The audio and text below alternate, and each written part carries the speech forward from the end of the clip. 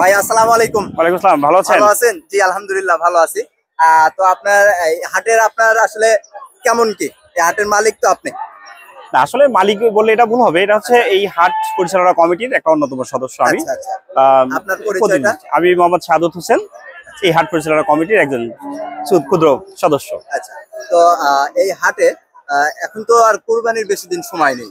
তো আপনাদের এই হাটে তো আমরা জানি যে কুরবানির যে একটা হাটে থাকে, একটা হাট যখন থাকে তখন এই ডুগাগুলা কিন্তু বেচা ক্রয় অনেক দূর দূরান্ত থেকে যারা গরুগুলা নিয়ে আসে এই হাটে বেচা বিক্রি করবে। এই হাটে যখন ডুগা কিনবে একজন, তাহলে এগুলা কেমন কি বিস্তারিত আমাদের একটু জানাবেন। এটা কোরবানির আগে আপনার পশুর আমদানি প্রচুর হয়।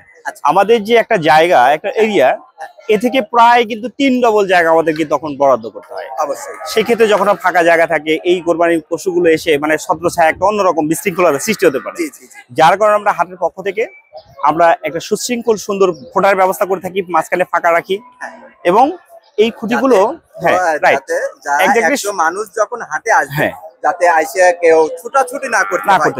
একটা ডুগাতে গরু সারিবদ্ধ থাকবে, আপনারা দেখে শুনে পছন্দ করতে পারবেন।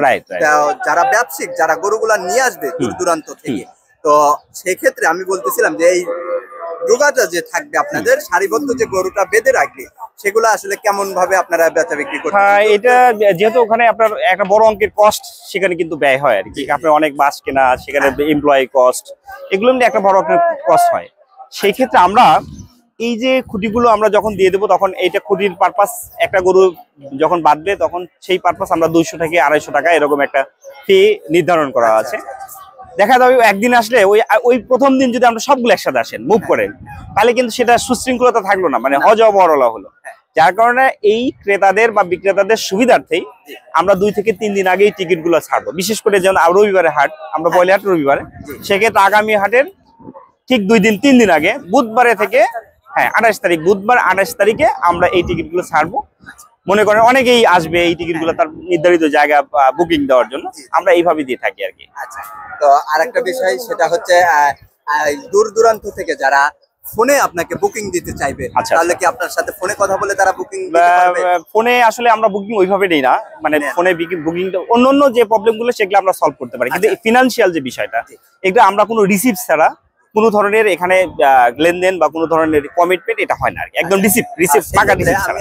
সেক্ষেত্রে আমি সেটা হচ্ছে যদি দূর দূরান্ত থেকে কোনো দর্শক আপনার সাথে তো কথা বলে আসতে হয়, সেটা আপনাকে একটু আপনার পরিচয়টা এবং আপনার ফোন নাম্বারটা একটু বলে দিবেন। আচ্ছা, আমি মোহাম্মদ সাদত হোসেন। যদি কেউ বাইরে থেকে আসেন, বিশেষ করে কোনো ধরনের প্রবলেম ফেস করেন এখানে এসে, বা জানতে চাচ্ছেন কিভাবে আসতে যাচ্ছেন, আসার রুটটা কেমন, এই সব কিছু যদি আমার কাছে জানতে চান, তাহলে সেক্ষেত্রে আমার এই নাম্বারে যোগাযোগ করতে পারেন। আমার নাম্বারটা হচ্ছে 01716924430। আমি আবার বলছি, রিপিট করছি, 01716924430। দর্শক আপনারা যারা এই হাটে আসবেন, তারা নিরাপত্তার জন্য ভাইয়ের সাথে এসে কথাবার্তা বলে আপনারা চাইলে আসতে পারবেন। আবার যদি মনে করেন যে এই হাটে এসেও কোনো ঝাই ঝামেলা হয়ে যায়, তাহলে ভাইয়ের সাথে কথা বলে আপনারা কিন্তু এখান থেকে ঝামেলাটা সলভ করতে পারবেন। তো ভাইজান ভালো থাকবেন, ধন্যবাদ। আসসালামু আলাইকুম।